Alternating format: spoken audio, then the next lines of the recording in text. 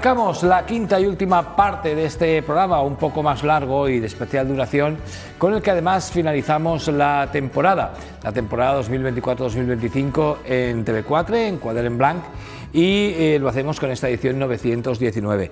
Nuestro último invitado del año va a ser Cesáreo Jarabo Jordán, autor de este libro, un libro, la verdad, curiosísimo, un libro muy interesante. El legado civilizador de España en el Nuevo Mundo, la construcción de la América hispánica, es el título. Ahí tienen la bellísima portada. Don Cesáreo, bien hallado, bienvenido. Por cierto, ¿qué ciudad es esta de la portada? Ahí me has pillado. ¡Ah! Me has pillado porque lo ha puesto el editor y no se me ha ocurrido preguntarle. Lo ha puesto el editor y no se te ha ocurrido preguntar. Bueno, cosa de los editores. Hay que chivar las cosas. Hombre, no se puede hacer así. Pero bueno, el legado civilizador de España en el Nuevo Mundo. Estoy con Cesáreo Jarabo, que es un apasionado, como dice la solapa del libro, por la historia. De hecho, ha estado con nosotros en más de una ocasión. Es autor de diversos trabajos en los que combina el rigor del análisis con una perspectiva divulgativa. Como este programa tiene muchos años, hablamos en él, en otra casa, de los campamentos del Frente de Juventudes. Esto, tú y yo hemos hablado de esto en Quadern en Blanc. Hemos hablado también del cantonalismo, un hito en la gran tradición, 1898, el aprendiz de Quijote, me suena también, y alguna obra más que tiene. Y además tiene un muy interesante, bajo la etiqueta Pensamiento Hispánico, mantienes un canal en YouTube, en el que haces publicaciones continuamente, ¿no? O sea, tú esto del YouTube ya te lo manejas como un chaval. Bueno, dejémoslo en que lo manejo.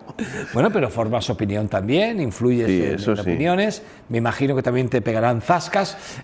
Unas cuantas. Y todo esto porque, claro, la historia también es muy controvertida, ¿no? Sí. Depende de quién la cuente, se cuenta de una manera o de otra, ¿no? No, a mí lo que no me importan los zascas porque yo no hago relato, yo doy dato. Entonces cuando me vienen con algún relato, pues digo, mira chico, ¿qué le vamos a hacer? Lo que hay... En el libro, y perdona que empiece por ahí, hablas hasta medianamente bien, que lo he estado ojeando, medianamente bien del Tribunal de la Inquisición, y tú hablas medianamente bien Medianamente bien, no, hablo extraordinariamente bien del Tribunal de la Santísima Inquisición. ¿Y no se le iba la mano a la Iglesia ahí de vez en en cuando? absoluto. ¿O esto es una leyenda que nos ha...? Es una leyenda, ¿Sí? una parte más de la leyenda negra contra España, gestada por los enemigos históricos de España. ¿Sí? O sea, pero la Inquisición era una institución que hacía que no pocos delincuentes dijesen alguna herejía para ser tratados por la Inquisición, porque la Inquisición tenían unas celdas limpias, pulcras, tienen una alimentación espectacular y tenían un tratamiento humano como no tenían en las cárceles civiles. No tenía punto de comparación. La Inquisición fue la primera que suprimió la tortura, la primera del mundo. No hay ninguna otra institución. El Estado seguía practicando la tortura y la Inquisición no la practicaba. Pero con una particularidad, es que para llegar a esa situación de anular la tortura la venía aplicando en un 1 o un 2% de los casos.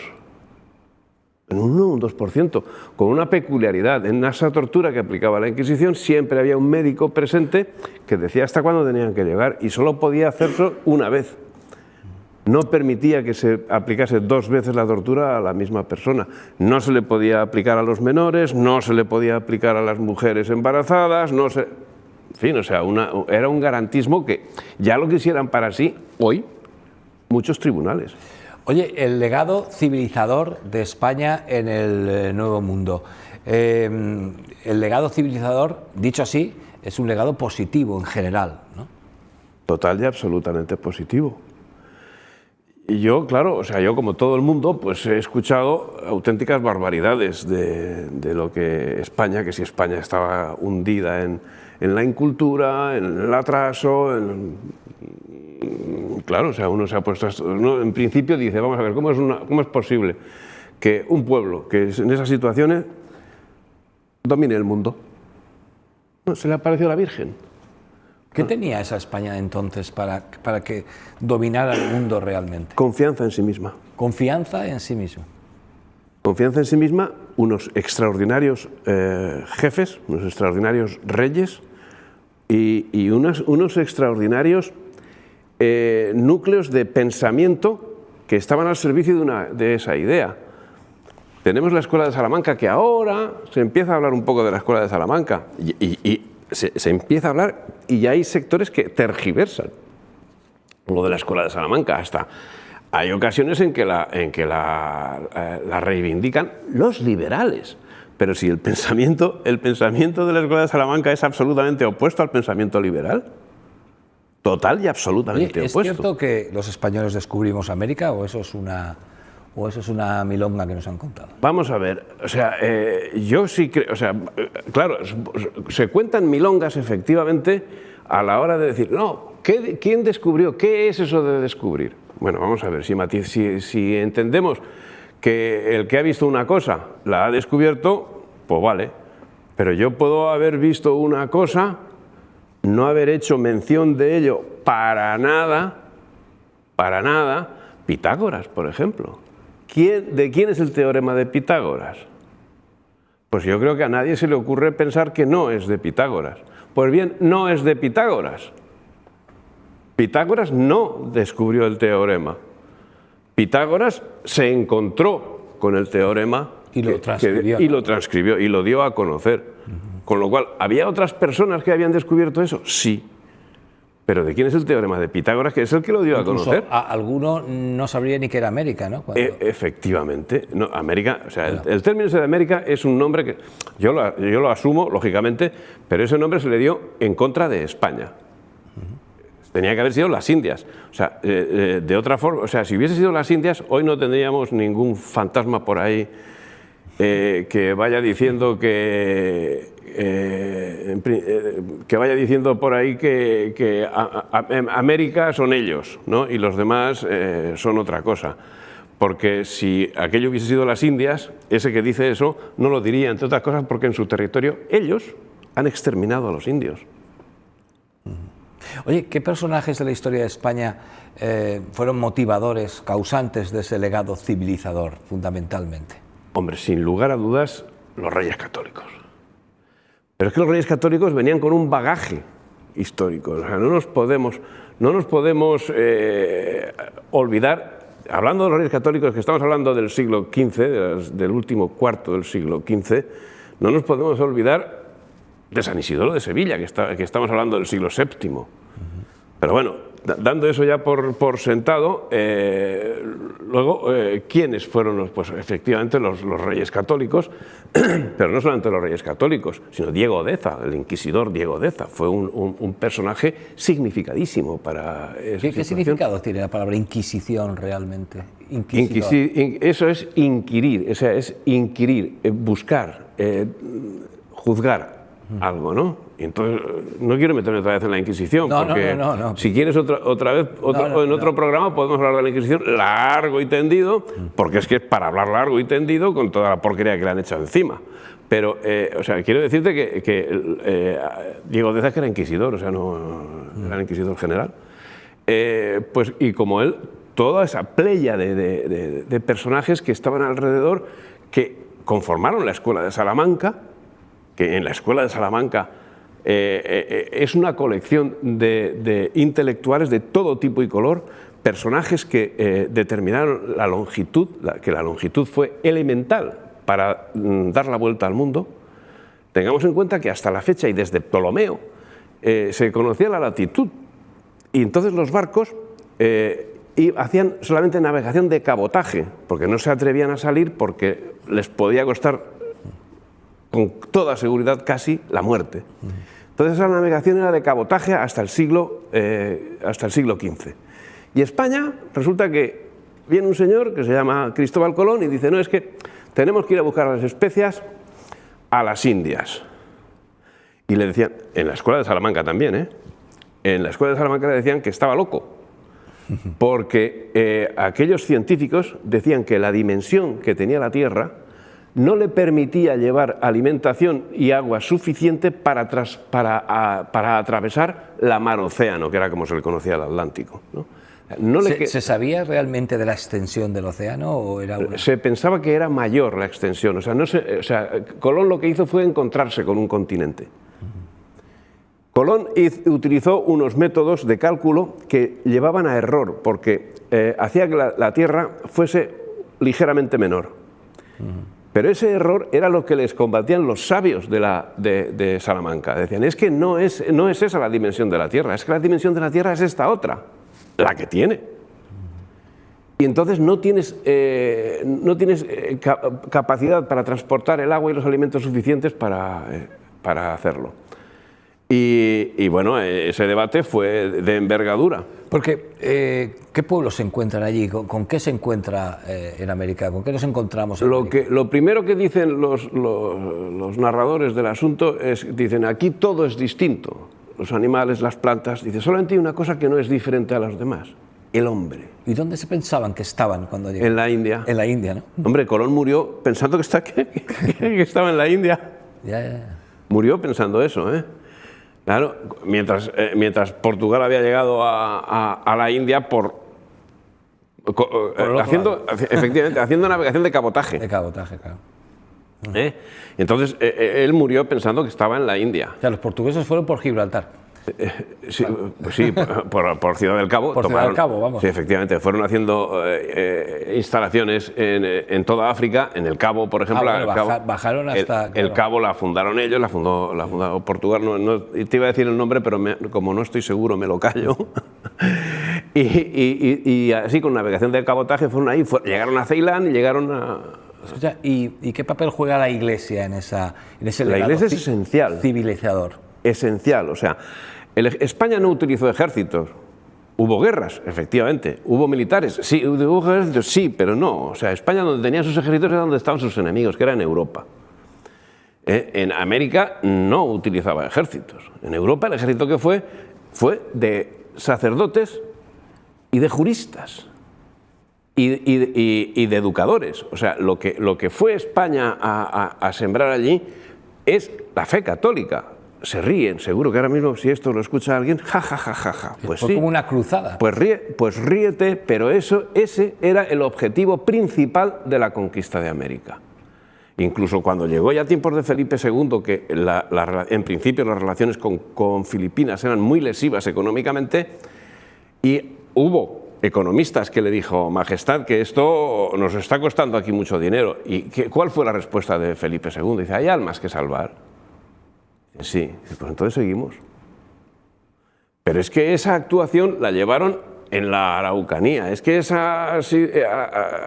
lo llevaron en el actual Nuevo México. O sea, la labor que hicieron los frailes, meterse dos frailes solos con ellos mismos, en territorio absolutamente desconocido.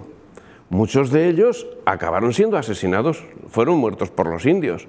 Claro, porque de repente el indio se encontraría un tío de estos y un monje de estos y lo matarían, ¿no? Muchos fueron muertos por los indios, efectivamente, pero muchos otros lo que hicieron fue crear poblaciones donde les enseñaban a cultivar la tierra y donde lo primero que les montaban era un templo y les enseñaban a rezar y les enseñaban a leer.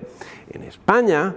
Y en España, cuando hablo de España, hablo de este lado de aquí y la del otro lado del Atlántico, porque todo es España, y sin aquello esto tampoco lo es. En España lo que se hizo fue difundir de una manera de primerísimo orden la cultura. Ten en cuenta que cuando llegaron allí se les enseñaba a los indios a leer y a escribir en latín, en español y en quechua, en aymara, en náhuatl. ¿Pero era eso lo que querían los indios? Era eso lo que querían los indios, yo qué sé. Es que yo no estaba allí para saberlo. No sé, porque el indio a lo mejor vivía feliz ahí sin saber latín, ¿no? Y sin creer en Dios. Pero muchos indios, sobre todo los de Mesoamérica, debían vivir muy felices sabiendo que podían servir en cualquier momento de menú en la mesa de los aztecas. Y entonces allí llegó Hernán Cortés y con 100 chagaos Es que era, no se pueden decir de otra forma. Ante un imperio inmenso del cual ya tenían noticia, Moctezuma también tenía noticia, y resulta que se quedan allí, el tío hunde los barcos para que no se vaya nadie de allí y se van a la conquista. Pero es que dices, ellos solos y 200.000 indios. Que se unen para... Efectivamente. Y 200.000 indios que se unieron para la conquista de Tenochtitlan. Oye, pero el libro es muchas más cosas, porque muchas. He leído aquí, porque ¿hasta qué época llegas? Porque he leído aquí una historia increíble de un descendiente de Juan Herrera, constructor del Escorial, sí, que diseñó un traje espacial. Un traje espacial. ¿Quería ir a dónde quería ir este hombre? No, o sea, bueno, ¿hasta dónde quería llegar? Estos eran en definitiva en los momentos del desarrollo de la navegación aérea, ¿no? Y entonces, se empezaron con los globos. Aquí se empezaron con los globos. En el siglo XVIII se elevaban globos en Valladolid, por ejemplo. Y en México. Cuidado, que en México era más importante que Madrid. Entonces se elevaban globos. Y ya cuando ya se empezó con la navegación aérea, con aviones y tal, pues este hombre lo que hizo fue, aparte de volar en avión, hacer ascensiones cada vez más altas. ¿Y con qué ascendía? Con globo. ¿Con globo? Con globo. ¿Qué sucedió? Que en aquellos momentos, estamos hablando de principios del siglo XX. ¿Principios del siglo XX? Sí, en los años 20 del siglo XX, pues resulta que hubo otro, del cual no me acuerdo el nombre, que resulta que subió en globo también, y la presión, cuando llegó a un determinado momento, lo mató. O sea, sencillamente pues lo enterraron. Lo enterraron rápidamente. Este hombre que hizo, Herrera, lo que hizo fue hacer un traje espacial. Utilizó aluminio, utilizó lana, caucho, creo que también. Caucho también. He leído, sí. Sí. O sea, y unos anillos de aluminio. Y unos anillos de aluminio para que la presión no se cerrase. Hizo un casco especial. Hizo un casco especial también. Pero luego dice que por razones climatológicas... Empezó la guerra. Ah. O sea, por razones climatológicos, eso era en el año 1936. El lanzamiento. Efectivamente, tenía que haber elevado el globo en abril. Pero las condiciones meteorológicas lo impidieron. Y luego llegó la guerra. Entonces llegó la guerra y ya no se hizo la ascensión. El traje costó una pasta, ¿eh? El traje costó una pasta y el globo, el material del globo costó una pasta también y lo destrozaron todo. Sí. ¿Y qué sucedió? Pues que él se fue, él era monárquico, pero no sé por qué se puso del lado de la República y entonces fue incluso presidente de la República en el exilio. Y en los Estados Unidos le daban un cheque en blanco por el traje. Él no... Sí. Él lo que quería... para que trabajase con ellos, con la NASA. Y entonces... ¿Con la NASA? Sí. Y resulta que el hombre exigía que a la llegada a la Luna estuviese la bandera española. Le dijeron que no. Y entonces, dijo que nanay, pero el traje sí lo cedió. Oye, Cesario, para ir acabando, pero porque el tema es súper interesante, pero lo que conocemos por Hispanoamérica, ¿qué queda en la Hispanoamérica actual, en la América actual, del legado civilizador de España? Hombre, yo creo que queda muchísimo, queda todo, queda lo suficiente... La lengua, claro. La lengua y la idiosincrasia, queda todo para la reconstrucción de la patria. O sea, España no es esto que tenemos. España es España. Y España es España y América. Pero además California, Florida, Texas, Nuevo México también. Eso, bueno, si hay que enfrentarse con alguien, bueno, ya veremos. No sé, esa es la opinión de Cesario, no sé yo, Donald Trump, qué pensará de eso, porque hoy no está muy contento con España, precisamente. Justo hoy, tras la cumbre de la OTAN, muy contento con España no está. Pues bueno, la idea es esa, o sea, y la idea está, pues francamente, está creciendo exponencialmente en toda la hispanidad. ¿Qué sucede? Que esta voluntad, porque es una voluntad, digamos que estalló con la pandemia. O sea, yo creo que, aparte, o sea, yo creo que lo de la pandemia fue un pufo montado por ellos. O sea, pero a la hispanidad creo que le hizo un favor. ¿Ah, Porque, sí, porque hasta ese momento yo recuerdo pues, que con Patricio Lons hablaba con él pues, muy a menudo y nos contábamos las penas. ¿Con quién, perdona? Patricio Lons. Cuéntanos, No, estoy perdido. Bueno, es un fenómeno, hombre. Sí, pero no... A este lo conoce todo el mundo. O sea, ¿Sí? Es un argentino que lo conoce todo el mundo. Sí. Lo seguiré, a ver. Busca en internet historia ¿Sí? con Patricio Lons. ¿Sí? Sí, es un fenómeno. Pues estábamos nada, teníamos nada. Resulta que él dice, mira, voy a montar un canal de YouTube. Y digo, mira, Patricio, yo también. Él tiene ahora 200.000 seguidores y pico. Y yo 4.000. Bueno, cada uno es influencer en su medida, ¿no? Sí. Pues el caso es que en aquel momento estábamos nada, no éramos absolutamente nada. Y pasó la pandemia y la cosa empezó a subir espectacularmente. Y el año pasado tuvimos un congreso en Cartagena de Indias.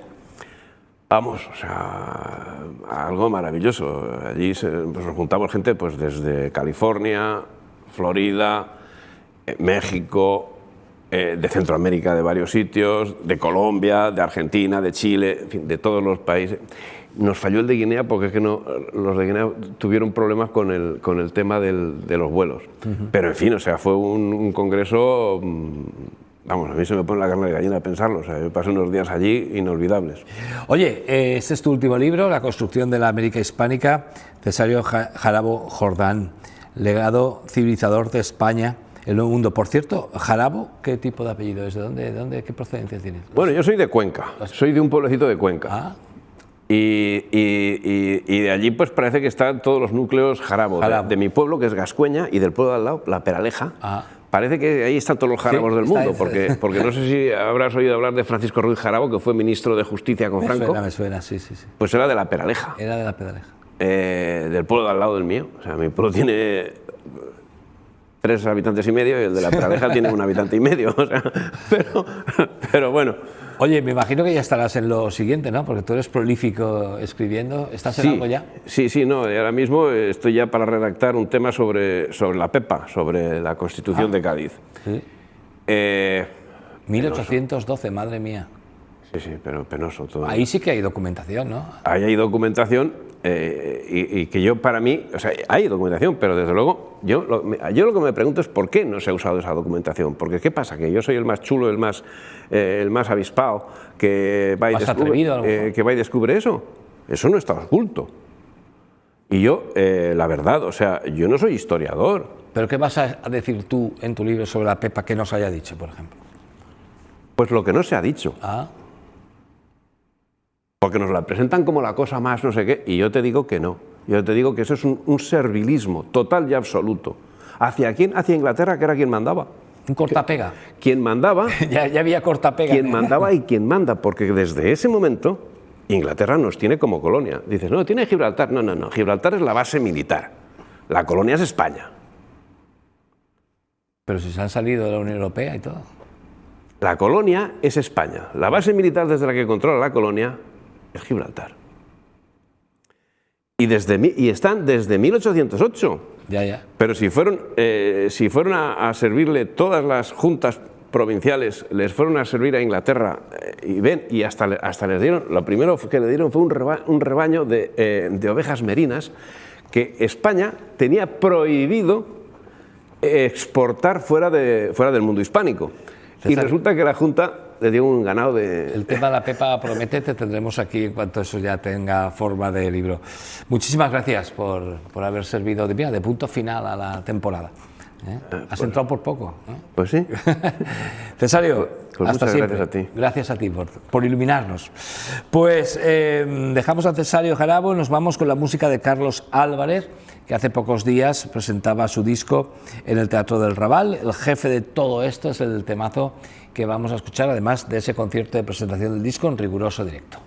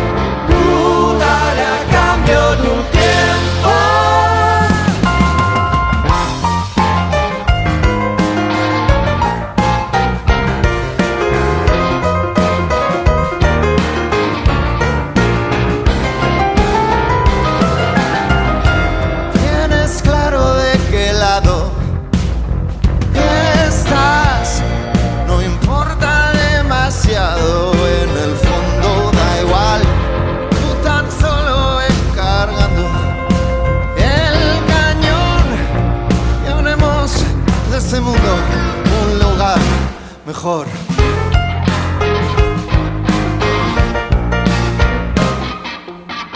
Me vuelves loco, me fascinas. Soy tu fan, mi pequeña guillotina virtual. A tu enemigo le he colgado la misma cruz y ahora vive convencido de que el malo eres tú.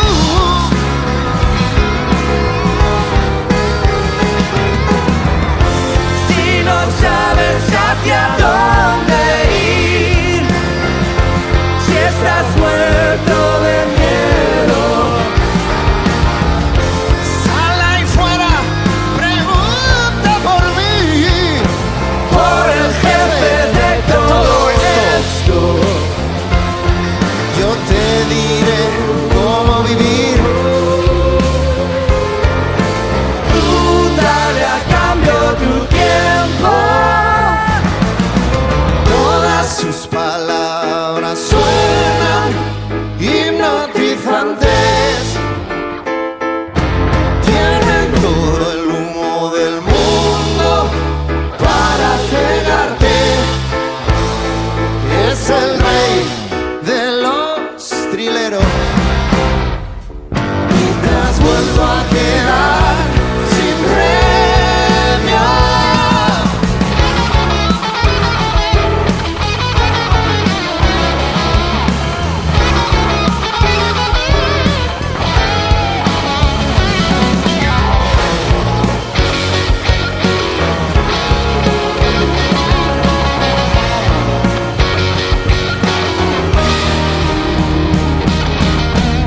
Si no sabes hacia dónde ir, si estás muerto de miedo, sal ahí fuera, pregunta por mí, por el jefe de todo esto. Dime que sigues ahí. Dime que sigues durmiendo.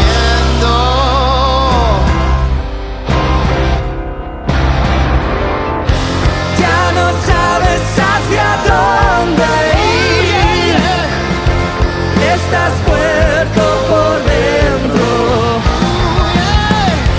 Sal ahí fuera, preguntan por ti, por el jefe de todo esto. La salida es el fin. Te has pillado fuera de juego.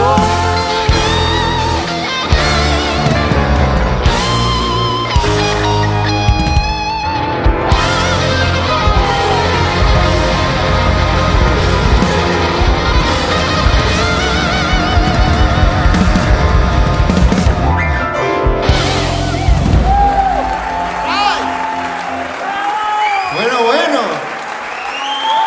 Se me ha olvidado explicaros la dinámica de la canción. Es que son muchas cosas.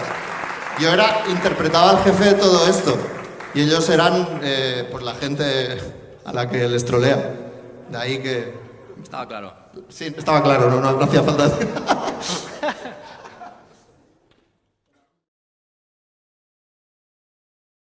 Don Ismael, de nuevo, esto se nos acaba la temporada. Se nos acaba el amor. De tanto usar la temporada, de tanto programa ya, tanta cultura, se nos ha roto. Pero yo creo que está bien. Pero bueno, renovaremos. Ya nos lo ha dicho aquí. Si TV4 quiere, pues entonces, si TV4 nos dice... ven, ¿cómo se llama? El CEO. Si TV4 nos dice ven, nosotros venimos. Bien, series y pelis. Venga, rapidito, vamos allá. Bueno, está ahora estos días en los cines como novedad y el título es F1, Fórmula 1. Ah, esa es la que está nueva. ¿Bardem? No, esa está Brad Pitt. Ah, Brad Pitt, pero me parece que sale Bardem. Puede ser, Brad Pitt, pues bueno. Me parece que sale Brad Bardem Pitt también, sí. Bueno, pues Brad Pitt interpreta a un veterano piloto de Fórmula 1 que vuelve a la competición para guiar a un equipo en apuros. está rodada en circuitos reales. Como Alonso, y podía, que va de escudería pues a igual, escudería. pues podíamos ahí decir más cosas y otros actores, pero he querido, porque además me cortas enseguida y digo, no voy a ampliar. No, pero escúchame, y eso está en los En cines. los cines, esa es de los Esa es cines. para ir al cine. Al cine, de momento al cine. Y tendrá imágenes chulas, ¿no? De Chulas, hombre, carreras, la Fórmula 1, más que las que... habrán cogido a lo mejor de carreras, ¿no?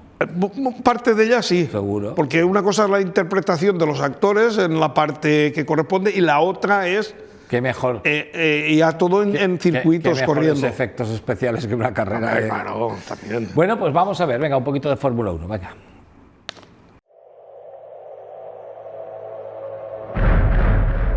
La gente mira a Sonny Hayes y ve a un tío en una furgo, un adicto al juego que perdió su tren, la promesa que quedó en nada. Pero yo veo posibilidades.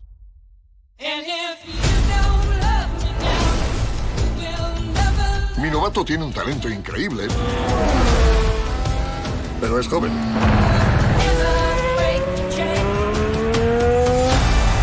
Tú, Marcel, ¡boom! Equipazo. ¿Cuándo ganaste tu última carrera? El domingo, Daytona. Ah, perdona. Quería decir de Fórmula 1. Oh, perdona. Pues igual que tú.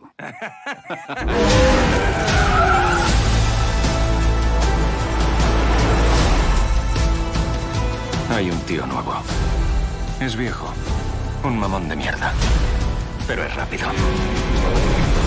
Si tuvierais que haceros una crítica constructiva, ¿qué diríais? Sé menos No que seas gilipollas. capullo. Es muy constructiva.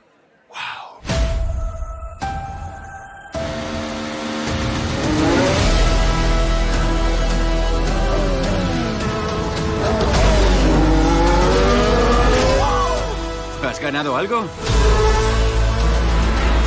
Aún hay otros 20 pilotos en esa pista. ¿Crees que alguno de ellos nos respeta?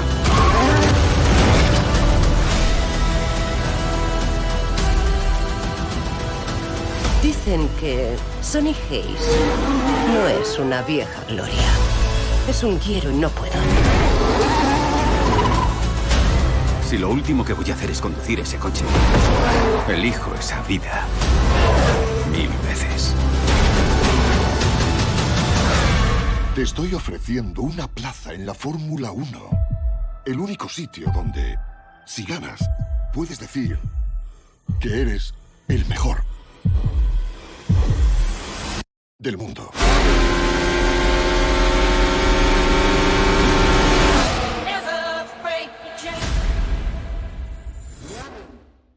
Y además Brad Pitt, el guapo, hombre, con eso no se puede competir. Pobre, pero lo ha pasado mal Sí. con la separación. Bueno, ¿qué más tenemos? Bueno, pues tenemos una película también del cine. Ah, también de cine. Sí, y se llama Votemos. ¿Votemos? Votemos. Y yo me ha llamado la curiosidad porque hay un corto que se llama Votemos. ¿No será porque van a adelantar las elecciones? No, ahora te voy a decir, no, yo digo. pero el título yo digo, no verás cómo... No, a ver. Como esto sigue así, cualquier día estamos... Yo he visto el corto de Votemos y ahora es ese corto alargado, interpretado, ya no es un corto, Ya. es una película de cine. Un edificio en pie de guerra, discutiendo, porque ante un nuevo vecino con problemas de salud mental. Está en una reunión de vecinos, Sí. y donde primero hablan y se aprueba el poner un ascensor. Y todos dicen que sí, además por ley ahora hay que decir que sí. Y después hay uno propietario de uno de los pisos que les anuncia que va a ir un inquilino nuevo que le ha alquilado el piso. Y ese no quiere Pero hacer. con un problema, tiene problemas mentales. Ay, madre. Una medicado y dice que no pasa nada. Pero entonces va caldeando porque todo está en una habitación, los vecinos, y no les parece bien esa interpretación. Pero es curiosa, yo te la aconsejo que la veas. Venga. Yo vi el corto, ¿Sí? que era de ese tema, pero ahora Pues ya se ha alargado. vamos a ver el tráiler del del largometraje. Votemos. ¿Votos a favor para cambiar el ascensor? Enhorabuena, oye. ¿Qué pasa? Que Alberto ha alquilado el piso por fin. ¿Y a quién se lo has alquilado? Pero ¿cómo que problemas de salud mental? ¿Te refieres a que está loco? ¿Loco? No. No te enfades, Alberto. No, si no me enfado. Si lo único que queremos saber es si ese Joaquín es peligroso o no. ¿Tú qué te piensas que es una persona que tiene problemas de salud mental? Alguien que te va a estar esperando con un cuchillo en la mano al salir del ascensor o algo así. Estamos hablando de algo que puede suponer un peligro para todos nosotros. Tenemos que votarlo. Que no es nuestro piso, no podemos votar algo así. Tenemos perfecto derecho a saber qué tipo de personas van a vivir en este edificio. El piso se lo voy a alquilar a Joaquín, ¿os gusta o no? No tendrás una fotografía de Joaquín. ¿Tiene novia? ¿Y está gordo? ¿Qué medicación toma? ¿Lleva tatuajes? ¿Cómo viste? Bueno, ¿no os dais cuenta de los xenófobos que sois? Locófobos. ¿El qué? Miedo a los locos. ¡Lola! ¿Preocupación de qué? ¿De qué? ¿De que os mate a todos lentamente? Joder, pero qué mierda de casa tiene. Te juro que te arranco el pito. En líneas rojas. Que no se pueden cruzar. Es lo único que te importa, el dinero. ¡No llego a fin de mes! ¿Pero tú estás tonto o es que te está dando un brote? ¡Métete los estatutos por el culo, Ricardo! ¡Eso es lo que eres! ¡Invisible! ¡Se estáis volviendo todos locos! ¡Que votemos! Vamos a tranquilizarnos todos un poquito, ¿eh? Pues para acabar, ¿qué más tenemos? Bueno, ahora nos vamos a una serie de Netflix que he empezado ahora ¿Sí? así a verla. ¿Y a usted le gusta? Sí. El título es Los Supervivientes. Anda. Es una serie de 6 capítulos. ¿Solo? Solo. Nuestro protagonista regresa a su pueblo costero 15 años después de una tragedia. Bueno, primero él regresa y tiene problemas con algunos vecinos y amigos, joven, porque intenta salvar lo que se estaba ahogando y con una lancha 2 chavales se mueren. Entonces, claro, tiene padres y gente y amigos y entonces ahí no está bien visto. Pero además, eso ha pasado ya 15 años y hay otra tragedia donde la muerte de una mujer que no han encontrado. Bueno, pues ahí despierta antiguos secretos y heridas del pasado. Todo esto va a la serie. Está bien hecha. Está bien hecha y ahora ha parecido, porque lo digo, pero es en el primer capítulo. Ahí. Otro muerto, una mujer muerta, No lo sabe. donde quiere averiguar qué ha pasado con la anterior. No lo sabe No, más. digo el spoiler porque es la primera, en el primer capítulo, y ese te da ganas para seguir. Ahí ves mar, es una serie donde pues es australiana, donde hay mar y tierra, claro. Y está muy bien, ¿eh? Ganas para seguir, eso es lo que vamos a coger este verano, ¿eh? Don Ismael, ganas Sí, para hombre, seguir. claro. Y ya que empezaremos como somos dos locos de la cultura, pues sí, nos gusta todo. Don Ismael, muchísimas gracias por la temporada, por todo. A ti y, como no, a los espectadores. Desearte un feliz verano. Igualmente. Aunque nos veremos. Sí. Y nos vamos a ir a tomar una cervecita, como hacemos siempre cuando acaba el programa, a la salud de todos nuestros telespectadores que nos ven. Bueno, seguro que nos seguirán viendo, probablemente en programas grabados durante la temporada, alguna reposición que haremos en verano y alguna cosita. Desearles desde aquí, desde Villarreal, desde los estudios de TV4, un feliz verano y dar gracias a esta casa por seguir apostando por la cultura y por Quadern Blanc en particular, y seguir permitiéndonos hacer este programa para llevarles cultura a todos ustedes, que se la merecen, y además entretenimiento, que creo que es lo que pretendemos también. Nos vamos, feliz verano, que la vida les sea culturalmente provechosa. Si se quedan al final de este programa, no sé si ahora o en alguna reposición, verán la presentación de 11, el poemario de quien les habla, en el que también tiene parte activa nuestro compañero Don Ismael Bonet. Se produjo en la librería Argot, como no podía ser de otra manera. Tenemos imágenes de esa presentación, en la que, ojo, acabamos cantando cómo van. Y sí, muy curioso y estuvo muy bien. Cómo van a ver. Un beso muy fuerte y nos vemos a la vuelta del verano.